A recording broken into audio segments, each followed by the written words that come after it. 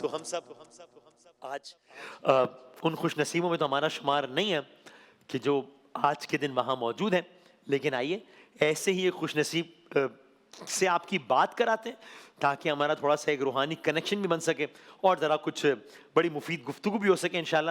تو ہمارے ساتھ ہمارے شاہ رمضان کا مستقل حصہ رہے ہیں، ظاہر آپ سب جانتے ہیں، کسی تعارف کے محتاج نہیں ہے، جناب مولانا کمیل مہدوی صاحب اس وقت فریضہ حج ادا کرنے کے لیے وہیں سعودی عرب موجود ہیں، اور ہم نے کچھ وقت قبل، ابھی تو ظاہر ہے حجاج کرام سب مناسک حج ادا کرنے میں مصروف ہیں، لیکن جب وہ صحن کعبہ میں، خانہ کعبہ میں موجود تھے تو ہم نے وہاں ان کو زحمت دی اور ابھی ہمارے ساتھ موجود ہیں۔ مولانا کمال بھائی صاحب بہت بہت شکریہ، بہت نوازش، آپ کو بہت بہت مبارکباد بھی ہو، اللہ تعالیٰ نے ایک بار پھر آپ کو فریضہ حج کی سعادت سے نوازا ہے۔ میں چاہتا ہوں زیادہ وقت نہیں لوں گا آپ کا، ایک تو ابھی ہمیں سارے مناظر دیکھ رہے ہیں، ان گنت لوگ ہیں، سر ہی سر ہیں، مجمع ہی مجمع ہے، رش ہے، لوگ ہی لوگ ہیں، لیکن تھوڑا سا ہمیں اس منظر کے بارے میں بتائیے یا ہمیں اس منظر میں لے جائیے کہ جب یہی صحن کعبہ تھا، ظاہر اس انداز سے نہیں تھا، قطعی طور پہ اس انداز سے نہیں تھا، لیکن یہی مقام تھا، اور وہیں کہیں آس پاس یہ ہزاروں لاکھوں کا مجمع بالکل نہیں تھا، بلکہ بس دو افراد تھے، ایک باپ تھا ایک بیٹا تھا، اور تعمیر کعبہ کا عمل جاری تھا۔ ایک باپ تھا جو بحکم خدا بیٹے سے کہہ رہا تھا کہ میری مدد کرو اور آؤ ان دیواروں کو بلند کریں، پھر یہ خانہ کعبہ بنا اور پھر لوگوں کو حج کی آواز دی گئی۔ تو ذرا میں چاہتا ہوں آپ ابھی جب وہاں کھڑے ہیں صحن کعبہ میں، تو ہمیں آج سے کئی ہزار سال پہلے جو وہ منظر تھا وہاں لے جائیے اور وہ داستان تعمیر کعبہ مختصر ہمیں بتائیے گا۔ جی وسیم، اس وقت میں خانہ کعبہ کے پاس مسجد الحرام میں موجود ہوں، اور یہاں پر ہزاروں اور لاکھوں فرزندان توحید ہیں کہ جو فریضہ حج کی سعادت کے لیے تشریف لائے ہوئے ہیں۔ کعبے کی بنیادیں تو پہلی حضرت آدم علیہ السلام رکھ چکے تھے، جس کی دلیل یہ ہے کہ حضرت ابراہیم علیہ السلام جب اپنی زوجہ حضرت ہاجرہ اور حضرت اسماعیل علیہ السلام کو جب وہ بالکل شیرخارگی کے عالم میں تھے یہاں پر چھوڑ کر گئے تھے، تو وہ کہتے ہیں کہ ربنا انی اسکنتو، پروردگار میں چھوڑ کر جا رہا ہوں، من ذریتی، اپنی ذریت میں سے بعض کو، بواد غیر ذی زرع عند بیتک المحرم، اس وادی میں چھوڑ کر جا رہا ہوں کہ جہاں پر کوئی آبادی نہیں ہے، کوئی زراعت نہیں ہے، لیکن عند بیتک المحرم، تیرے احترام والے گھر کے پاس چھوڑ کر جا رہا ہوں۔ اس کا مطلب ہے کہ وہ احترام والا گھر، اس کی نشانیاں پہلے سے موجود تھیں۔ حضرت ابراہیم علیہ السلام نے اللہ کے حکم سے ان نشانیوں کو، ان دیواروں کو بلند کیا، وہ چھوڑ کر چلے گئے۔ اسماعیل علیہ السلام شیرخارگی کے عالم میں تھے، پیاس کی شدت سے تڑپ رہے تھے، اور وہیں پر وہ معجزہ ظاہر ہوا کہ جو آج تک جاری و ساری ہے اس کے آثار، کہ جب اسماعیل علیہ السلام نے اپنے پیروں کو رگڑا اور وہاں سے اتنا پانی جاری ہوا کہ حضرت ہاجرہ آتی ہیں اور آ کر کہتی ہیں کہ زم زم، یہ عبرانی زبان کا لفظ ہے، یعنی رک جا رک جا۔ اتنا زیادہ پانی آ رہا تھا اور آج تک وہ کنواں جاری و ساری ہے، اور تمام حجاج کرام اس سے فیضیاب ہوتے ہیں۔ وہ زمزم کا پانی کی جس میں شفا بھی ہے، جس کے لیے دعا ہے کہ اللہم اجعلہ علما نافعا ورزقا واسعا وشفاء من کل داء وسقم، جب بھی زمزم پیو تو یہ دعا پڑھو۔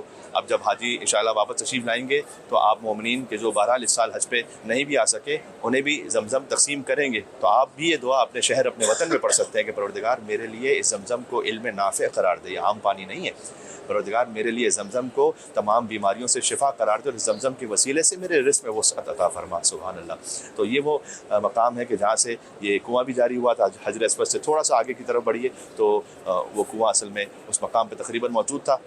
حضرت اسماعیل علیہ السلام جب جوان ہو گئے تو ابراہیم واپس پلٹے، اور پھر اللہ کا حکم ہوا کہ اب کعبے کی دیواروں کو بلند کیجیے۔ وَإِذْ يَرْفَعُ إِبْرَاهِيمُ الْقَوَاعِدَ مِنَ الْبَيْتِ وَإِسْمَاعِيلُ رَبَّنَا تَقَبَّلْ مِنَّا، بہت اہم ہے۔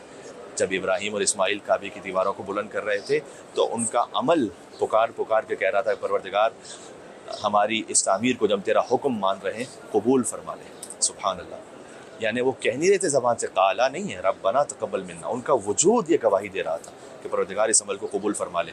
عمل کی اساس ہی یہی ہے، عمل کی اساس یہ ہے کہ عمل قبول ہو جائے اللہ کی بارگاہ میں۔ تو ہمارا حج بھی انشاءاللہ دعا ہے کہ تمام حاجیوں کا، تمام مسلمانوں کا جو دنیا بھر سے لاکھوں کی تعداد میں تشریف لائے میں، حج اللہ تعالیٰ قبول و منظور فرمائے۔ اور ابراہیم علیہ السلام نے پھر تمام جو حج ہے نا وہ سنت ابراہیمی کا ہی احیاء ہے گویا، تو ابراہیم علیہ السلام نے یہاں پر قربانی بھی پیش کی اپنے فرزند کو ذبح کرتے ہوئے، اور حضرت ابراہیم علیہ السلام کی مدد کے لیے جنت سے ایک پتھر بھیجا گیا، جو آج تک محفوظ ہے مقام ابراہیم میں، جس کے پیچھے تمام مسلمان طواف کے بعد نماز پڑھتے ہیں۔ یہ وہ پتھر تھا کہ جو گویا حضرت ابراہیم علیہ السلام کے لیے لفٹ کا کام کر رہا تھا۔ وہ پتھر بلند ہوتا تھا، جنت سے آیا وہ پتھر تھا، اور حضرت ابراہیم علیہ السلام کی مدد کرتا تھا وہ کعبے کی دیواروں کو بلند فرمائے، اور اس پتھر نے اپنے وجود میں قبول کر لیے حضرت ابراہیم علیہ السلام کے قدموں کے نشانات۔ آج تک حضرت ابراہیم علیہ السلام کے قدموں کے نشانات اس پتھر پر موجود ہیں۔ تو یہاں پر دو پتھر کم سے کم ایسے ہیں کہ جو جنت سے آئے ہیں، ایک مقام ابراہیم پر جو نصب ہے، اور ایک خود حجر اسود، وہ کہ جو جنت سے اللہ سبحانہ وتعالیٰ نے بھیجا، جس کے لیے روایت ہے کہ جو حجر اسود کا بوسہ دے اور حجر اسود پر ہاتھ لگائے، اللہ اللہ، وہ ایسا ہے کہ جیسے گویا اللہ سے ہاتھ ملا رہا ہے۔ اللہ اکبر۔ تو یہ وہ مقام ہے کہ جہاں پر تمام یادیں موجود ہیں حضرت ابراہیم علیہ السلام کی، حضرت اسماعیل علیہ السلام کی، اور حج تو ہے ہی اولیاء اللہ کی سنت کو زندہ کرنا۔ ابراہیم علیہ السلام کی سنت، اسماعیل علیہ السلام کی سنت، حضرت حاجرہ جہاں دوڑی تھی صفا اور مروہ کے درمیان، وہاں پر آج بھی گرین لائٹس موجود ہیں جہاں پر ہرولہ کرتے ہیں، کم سے کم مرد حضرات تھوڑا سا دوڑنے کے انداز میں چلتے ہیں، اس لیے کہ جب حضرت حاجرہ وہاں دوڑتی تھی صفا اور مروہ کے درمیان پانی کی تلاش میں حضرت اسماعیل کے لیے، تو انہیں پانی ملتا نہیں تھا، اور جب وہ تھوڑا نشیب میں چلی جاتی تھی تو اسماعیل انہیں نظر نہیں آتے تھے، لہٰذا وہ تھوڑا سا دوڑتی تھیں۔ وہ جو تھوڑا سا دوڑتی تھیں وہ اللہ سبحانہ وتعالیٰ نے قیامت تک کے لیے ہر حج کرنے والے پر صحیح تو واجب کر دی، اور وہ دوڑنا سنت کر دیا۔ گویا ایک خاتون کی سنت تمام مردوں پر واجب ہے۔ اب آپ ذرا غور کیجیے گا، لہٰذا اس میں آپ خود بخود کتنا بڑا میسج ہے کہ اگر ایک خاتون کی سنت بھی اللہ کو پسند آ جائے تو وہ مردوں پر بھی حجت بن جاتی ہے، اور مردوں کے لیے بھی کم سے کم واجب یا سنت بن جاتی ہے کہ اس پر عمل کریں۔ تو اللہ سبحانہ وتعالیٰ ہمارے حج کو قبول فرمائے، اور اس سنت پر جو حضرت اسماعیل، حضرت ابراہیم اور حضرت حاجرہ کی تھی، اصل بات تو یہ تھی کہ تسلیم ہو جائے، دونوں تسلیم ہونے کی سنت پر عمل کرنے کی توفیق عطا فرمائے۔ جی کیا کہنا ہے، کیا کہنا ہے۔ اچھا مولانا صاحب، اگین یہی مقام ظاہر ہے کتنے ہی حوالوں سے بہت زیادہ تاریخی اہمیت کا حامل ہے وہ مقام کے جہاں پر آپ کھڑے ہیں۔ میں ذرا فاسٹ فارورڈ کر کے اگر آگے لے آؤں آپ کو، ابھی ہم حضرت ابراہیم کی بات کر رہے تھے، حضرت اسماعیل کی بات کر رہے تھے، فخر ابراہیم کی بات کرتے ہیں، فخر اسماعیل کی بات کرتے ہیں۔ سرکار دو عالم صلی اللہ علیہ وآلہ وسلم، وہی آقا صلی اللہ علیہ وآلہ وسلم کے یہی مکے کی گلیاں ہیں، یہی خانہ کعبہ کے اطراف کا علاقہ ہے، اور کتنا ہی ظلم و ستم ہے کفار مکہ کی جانب سے جو آپ برداشت کر رہے ہیں، حالات کتنے ناخوشگوار ہیں، لوگ آپ پر ظلم ڈھا رہے ہیں، اور یہاں تک کہ آپ کو ہجرت کرنا پڑتی ہے، مدینہ منورہ چلے جاتے ہیں آپ، پھر اس کے بعد حالات بدلتے ہیں اور آپ اسی مکے میں واپس آتے ہیں، فاتح مکہ بن کر آپ واپس آتے ہیں، لیکن آپ کمال عفو درگزر کا مظاہرہ کرتے ہیں اور سب کے لیے گویا معافی کا اعلان کر دیتے ہیں۔ میں چاہتا ہوں آپ نے داستان تعمیر کعبہ تو بتائی، ذرا داستان آزادی کعبہ یا جسے ہم فتح مکہ کہتے ہیں عام الفاظ میں، اس متعلق ذرا بتائیے گا تاکہ ہم یہ مناظر بھی دیکھتے رہیں اور ذرا اس منظر کو کچھ اپنے ذہنوں میں سمونے کی کوشش کریں۔ جی، نبی مکرم صلی اللہ علیہ وآلہ وسلم فرزند ابراہیم ہے، تو ابراہیم علیہ السلام نے کعبے کی دیواروں کو بلند کیا تھا، اور فرزند ابراہیم محمد مصطفیٰ صلی اللہ علیہ وآلہ وسلم نے کعبہ فتح کیا، اور وہ فتح بھی ہوا تھا حضور کی رحمت کے صدقے، سبحان اللہ۔ جب حضور یہاں سے مدینہ تشریف لے گئے تھے نا، تو مدینہ میں بھی کوئی خون ریزی نہیں ہوئی تھی۔ مدینہ میں پہلے ہی سے وہ لوگ جو مدینہ کے رہنے والے تھے، جب حضور نے ہجرت فرمائی تھی تو قرآن کی آیتوں کو سن کر حضور پر ایمان لے کر آئے تھے، لہٰذا تاریخ میں لکھا ہے کہ فتحت بالقرآن، مدینہ قرآن کے ذریعے سے فتح ہوا، اور مکہ حضور کی رحمت و اخلاق کے ذریعے سے فتح ہوا۔ ایک خون کا قطرہ تو چھوڑ دیجیے، ایک خراش تک نہیں آئی کسی کو، اور پورا مکہ حضور کے سامنے تسلیم ہو گیا۔ اور جب حضور مکہ میں داخل ہوئے تو بعض لوگوں کے دلوں میں بہرحال خواہش تو تھی، ان کے دل میں بہت سی یادیں تھیں، وہ کہتے ہیں کہ الیوم یوم الملحمہ، آج تو انتقام لینے کا دن ہے، اس لیے کہ یہی تو وہ مکہ تھا کہ جب حضور کی راہوں میں کانٹے بچھائے گئے تھے، یہی تو وہ مکہ تھا کہ جب حضور پر روجڑی پھینکی جاتی تھی نعوذ باللہ، یہی تو وہ مکہ تھا کہ جب حضور پر پتھر مارے جاتے تھے، یہی وہ مکہ تھا کہ جہاں پر صحابہ کرام رضوان اللہ تعالیٰ علیہم اجمعین ان کے سروں پر، ان کے سینوں پر پتھر رکھ کر توڑ دیے جاتے تھے۔ تو یہ سب کچھ اس مکہ میں ہوا تھا، اور بہت سے دلوں میں بہت سی یادیں تھیں، آج تو انتقام لینے کا دن ہے۔ حضور نے فرمایا نہ، الیوم یوم المرحمہ، آج تو رحمت کرنے کا دن ہے، آج انتقام لینے کا دن نہیں ہے۔ حضور نے ایسی رحمت للعالمین نے ایسی رحمت فرمائی مکہ میں کہ مکہ حضور کی رحمت کے صدقے میں تسلیم ہو گیا۔ اور لا تثریب علیکم الیوم، وہی آیتیں جو حضرت یوسف علیہ السلام کے بارے میں کہ جنہوں نے اپنے بھائیوں سے یہ کہا تھا، ان کے بھائیوں نے ان کو کنویں میں پھینکا تھا اور جان سے مارنے کی کوشش کی تھی، تو حضرت یوسف علیہ السلام کے بعد جب وہ عزیز مصر بن گئے تھے تو ان کے بھائی پہنچے، کہتے ہیں انا کنا خاطئین، ہم خطا کرنے والوں میں سے تھے۔ حضرت یوسف کہتے ہیں قال لا تثریب علیکم الیوم، آج کے دن تم پر کوئی سختی نہیں ہے، کوئی انتقام نہیں ہے۔ اور چونکہ حضرت محمد مصطفیٰ صلی اللہ علیہ وسلم تمام انبیاء کے وارث ہیں، خاتم الانبیاء ہیں، سید الانبیاء ہیں، تو گویا ان میں حضرت یوسف کی سنت بھی ہے، حضرت ابراہیم کی سنت بھی ہے، حضرت موسیٰ علیہ السلام کی سنت بھی ہے۔ بہرحال یہاں پر بتوں کو توڑ دیا گیا، مکہ فتح ہوا اور بتوں کو دفنا دیا گیا باب بنی شیبہ، جہاں سے صدر دروازہ، جہاں سے افراد آتے تھے حج کرنے کے لیے، وہاں پر اس کو کھود کر دفنا دیا گیا تاکہ جب حاجی گزریں تو بتوں کو رونتے ہوئے گزریں۔ اور کاش آج بھی حاجی اپنے اپنے نفس کے بتوں کو رونتے ہوئے اللہ کی خدمت میں پہنچے اور لبیک کی صدا بلند کریں کہ پروردگار میں حاضر ہوں، میں حاضر ہوں۔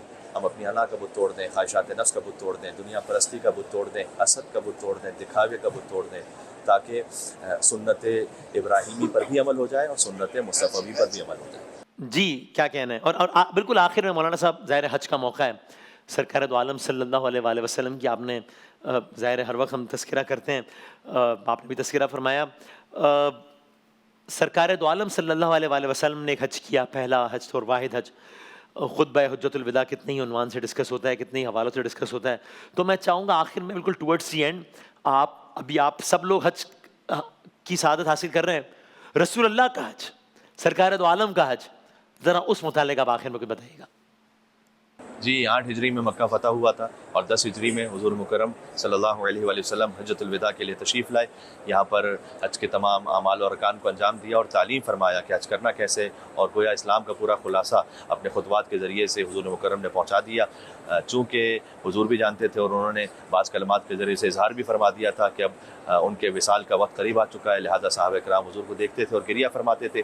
اور حضور مکرم نے وہ مشہور و معروف خطبہ حجۃ الوداع کا میدان عرفات میں ارشاد فرمایا کہ جس کے چند فقرے تو ہر مسلمان کو یاد ہیں کہ کسی کالے کو گورے پر اور کسی گورے کو کالے پر، کسی عربی کو اجمی پر، کسی اجمی کو عربی پر کوئی فوقیت حاصل نہیں ہے. ان اکرمکم، یقیناً جو تم میں زیادہ معزز اور محترم ہے اللہ کی بارگاہ میں وہی ہے کہ عند اللہ اتقاکم، جس کا تقوی سب سے زیادہ ہے. لیکن کچھ اور بھی فقرے تھے جو ہمارے یہاں شاید کم معروف ہیں اور بڑی اہمیت کے حامل ہیں. حضور نے فرمایا کہ اتقوا اللہ فی النساء، تم اپنی عورتوں کے بارے میں اللہ سے ڈرو. اور پھر فرمایا کہ تم اللہ کے نام پر انہیں اپنے لیے حلال کرتے ہو، کیونکہ جو اسلام میں نکاح کا جو شریعت پہ طریقہ ہے وہ اللہ سبحانہ وتعالیٰ کی عطا کردہ شریعت اور بھیجی ہوئی شریعت سے. تو حضور نے فرمایا کہ تم عورتوں کے بارے میں اللہ سے ڈرو کہ ان پر کوئی ظلم نہ کرو. اور پھر فرمایا کہ کیا تم یہ سب گواہی دیتے ہو کہ جو حق رسالت تھا وہ میں نے ادا کیا. اور سب بار بار کہتے تھے کہ یا رسول اللہ ہم گواہی دیتے ہیں، یا رسول اللہ ہم گواہی دیتے ہیں. اور حضور نے بلا تشبیہ اپنی انگشت شہادت کو آسمان کی طرف بلند کیا اور کہا پروردگار تو گواہ رہنا، تو گواہ رہنا، تو گواہ رہنا. اور یہ حضور کا وہ حجۃ الوداع کا خطبہ تھا کہ جس میں بے شمار میسیجز ہیں، پیغامات ہیں. میں فقط اتنا بھی کہنا چاہتا ہوں کہ جب ہم احرام پہنتے ہیں تو حضرت ابو الحسن علیہ الصلوۃ والسلام انہوں نے یہ کہ روایت کی ہے، زہری سے ان کا مکالمہ ہے کہ جب احرام باندھا تو انہوں نے پوچھا کہ کیا تو نے یہ تصور کیا تھا کہ میں احرام جب باندھ رہا ہوں تو اپنے گناہوں کا لباس اتار کر اطاعت کا لباس پہن رہا ہوں؟ کہا نہیں، میں نے یہ تو نہیں سوچا تھا. کہ اس کا مطلب ہے کہ تو نے جو حق احرام تھا وہ ادا نہیں کیا. کہا پھر جب تو نے تلبیہ پڑھا اور کہا لبیک پروردگار میں حاضر ہوں، میں حاضر ہوں، تو کیا تو نے یہ نیت کی تھی کہ اب میری زبان سے فقط وہ جاری ہوگا کہ جو اللہ کی اطاعت میں ہے؟ کہ میں نے تو یہ نہیں سوچا تھا. کہ پھر تو نے حق تلبیہ ادا نہیں کیا. اس کے بعد انہوں نے پوچھا کہ کیا جب تو کعبے کے گرد طواف کر رہا تھا تو کیا تیری نیت یہ تھی کہ اب تیری مکمل زندگی اللہ کے حکم کے گرد گھومے گی؟ کہا میں نے تو یہ نہیں سوچا تھا. کہ اس کا مطلب یہ کہ تو نے حق طواف کو ادا نہیں کیا. کہا کیا جب تو نے صفا مروہ کے درمیان صحیح کی تھی تو سوچ رہا تھا کہ میں دنیا اور آخرت کے درمیان دوڑ رہا ہوں یا خوف اور امید کے درمیان دوڑ رہا ہوں؟ کہ میں نے تو یہ نہیں سوچا تھا. کہ بس تو نے پھر صحیح کا جو حق تھا وہ ادا نہیں کیا. دیکھیں ان سب چیزوں کا ایک ظاہر ہے اور وہ یقیناً ظاہر پر ہمیں تمام شرعی معاملات کو، مسائل کو دیکھتے ہوئے اس پر عمل بھی کرنا ہے، لیکن اس کا ایک باطن بھی ہے. اور وہ مومنین مسلمان کے جو حج پہ تشریف نہیں بھی لا سکے وہ بھی ایک سنت کو انجام دیتے ہیں. وہ طواف تو نہیں کر سکتے اپنے وطن سے، وہ صحیح تو نہیں کر سکتے، لیکن قربانی تو کرتے ہیں نا. قربانی کیا ہے؟ اپنی زندگی کے اسماعیل کو قربان کر دو، یہ ہے قربانی. حضرت ابراہیم علیہ السلام نے اسماعیل کو قربان کیا تھا. ہر ایک کی زندگی کا اسماعیل کوئی نہ کوئی ہے. کہیں میرا اسماعیل میری شہرت ہے، کہیں میرا اسماعیل میری دولت ہے، کہیں میرا غرور ہے، تکبر ہے. اپنی زندگی کے اسماعیل پر جو چھری پھیر دے بس سمجھ لیجئے کہ اس نے سنت ابراہیمی کو مکمل کر دیا اور فالو کر دیا. اللہ سبحانہ و تعالیٰ ہمیں توفیق عطا فرمائے. حضرت ابراہیم علیہ السلام کے لیے آیت اللہ تعالیٰ نے قرآن میں کہا فلما بلغ معه السعي قال يا بني اني ارى في المنام اني اذبحك فانظر ماذا ترى قال يا ابت افعل ما تؤمر ستجدني ان شاء الله من الصابرين. انشاءاللہ مجھے صبر کرنے والوں میں سے پائیں گے. جب اسماعیل علیہ السلام سے خواب بیان کیا گیا تھا کہ بیٹا میں آپ کو ذبح کر رہا ہوں، فلما اسلما، جب دونوں سر تسلیم خم ہو گئے. حج کا پورا فلسفہ یہ ہے کہ تسلیم ہو جاؤ اللہ کی بارگاہ میں. جو اللہ کی بارگاہ میں اپنے آپ کو جھکا دیتا ہے اللہ دنیا کے سامنے اس کو اٹھا دیتا ہے. جناب بہت شکریہ، بہت شکریہ مولانا کمال مہدی صاحب. اللہ تعالیٰ حج قبول فرمائے انشاءاللہ، بار بار آپ کو جانا نصیب فرمائے. بہت نوازش. ناظرین ہماری نشریات کا باقاعدہ آغاز ہو گیا اور کیا ہی خوبصورت آغاز ہوا ہے. ایک وقفے کے بعد دوبارہ حاضر ہوتے ہیں انشاءاللہ.